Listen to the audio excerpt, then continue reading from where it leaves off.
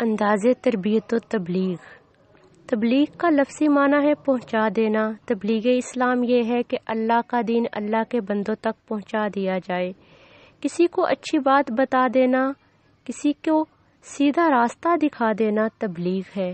کسی کو نصیحت کرنا بھی تبلیغ کے معنی میں ہی آتا ہے۔ رسول اللہ صلی اللہ علیہ وآلہ وسلم نے فرمایا الدین النصیحۃ، دین نام ہی خیر خواہی کا ہے، یعنی دوسروں کا بھلا چاہنا، دوسروں کے لیے آسانی چاہنا، یہی دین کی حقیقت ہے کہ ہم کس طرح سے دوسرے لوگوں کو اس راہ پر چلا سکتے ہیں جس کی منزل اللہ اور رسول تک لے جائے۔ انداز تربیت و تبلیغ میں سب سے اہم بات یہ ہے کہ مخاطب کے دل میں خطاب کرنے والے کی بات اتر جائے، مبلغ کے لہجے میں اتنی تاثیر ہو کہ سننے والوں کے دلوں پہ اس کی بات طاری ہو جائے۔ تبلیغ کرنے والے کی سیرت، اس کا اخلاق ایسا ہونا چاہیے کہ لوگ اس سے بے انتہا محبت کرتے ہوں۔ اس کے کردار میں ایسا حسن ہونا چاہیے کہ لوگ اس کی بات سننے کے لیے بےتاب ہوں۔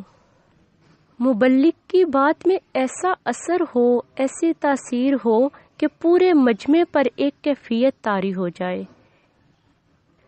وہ تاثیر لہجے میں اللہ اور رسول صلی اللہ علیہ وآلہ وسلم کی محبت سے پیدا ہوتی ہے، عمل سے پیدا ہوتی ہے کہ جو بات مبلغ کر رہا ہے، تبلیغ کرنے والا جس بات کو بیان کر رہا ہے، وہ خود بھی اس بات کو محسوس کرے، وہ خود بھی اس محبت کو، اس دکھ کو، اس غم کو، اس کیفیت کو محسوس کرے۔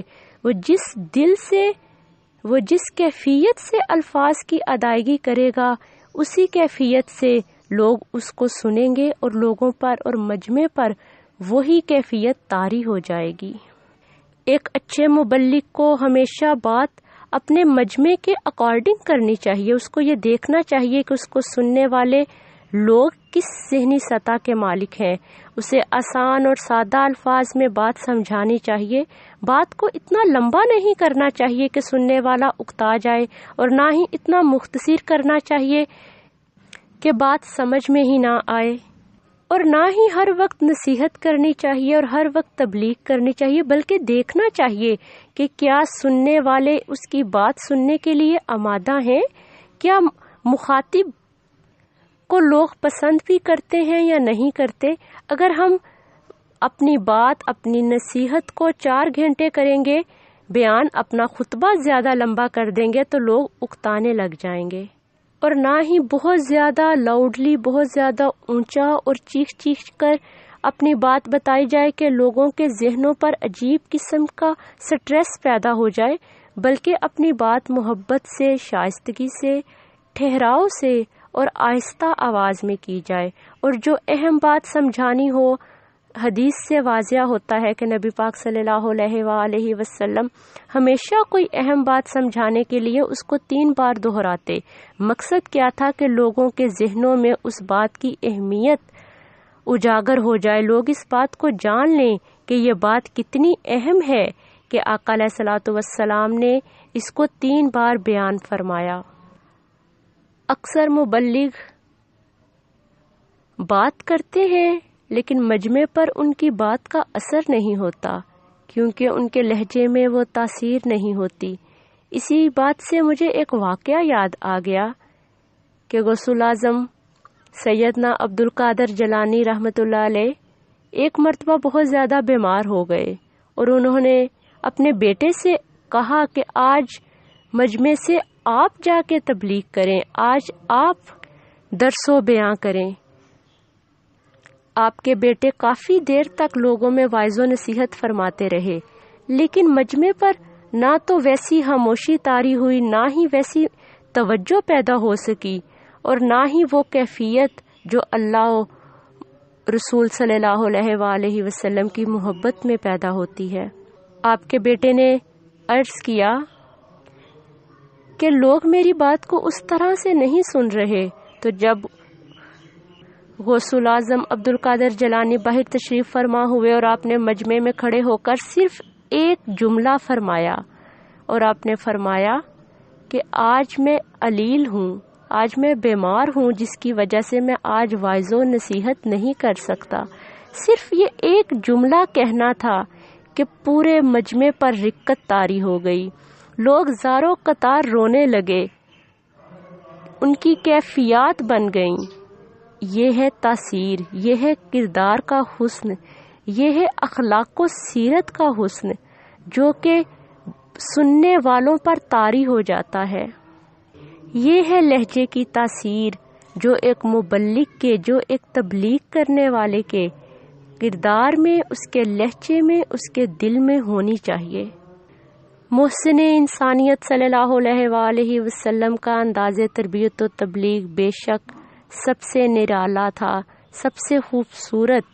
آپ صلی اللہ علیہ وآلہ وسلم نے جب بھی کوئی بات سمجھانی ہوتی تو اس کی مثال ظاہری طور پر فرماتے تاکہ صحابہ کرام کو بات سمجھنے میں آسانی ہو جائے۔ ایک مرتبہ آقا علیہ الصلوۃ والسلام نے مٹھی بند کی اور ساتھ ساتھ والی 2 انگلیاں اٹھائیں، پھر فرمایا، میں اور یتیم کی کفالت کرنے والا جنت میں اس طرح قریب ہوں گے جس طرح یہ 2 انگلیاں ایک دوسرے سے قریب ہیں۔ لوگوں کے ذہن میں یہ بات اجاگر کرنا تھا کہ یتیم کی سرپرستی اور امداد کرنا بہت بڑی نیکی ہے، اور جو کوئی دنیا میں کسی یتیم کے سر پر ہاتھ رکھے گا، قیامت میں وہ میرے ساتھ اس طرح ہوگا جس طرح میرے ہاتھ کی انگلیاں ہیں۔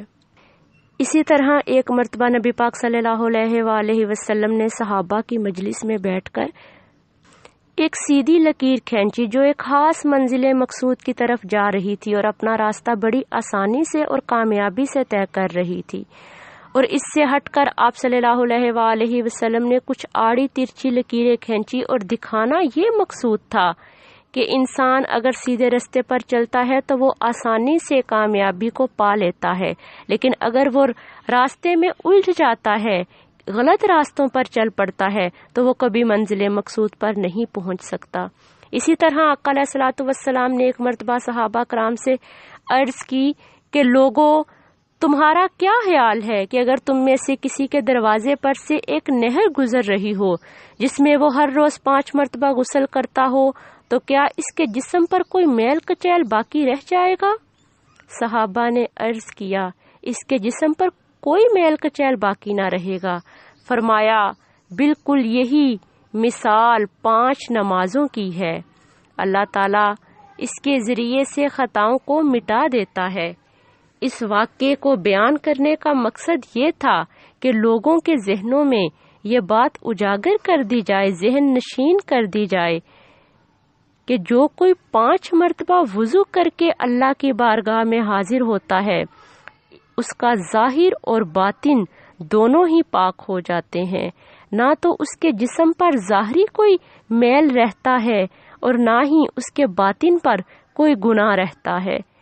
نبی پاک صلی اللہ علیہ وآلہ وسلم کا انداز بیاں ہمیشہ ہی سادہ، مختصر اور پر اثر رہا، جو صحابہ کرام کو عمل پر ابھارتا رہا۔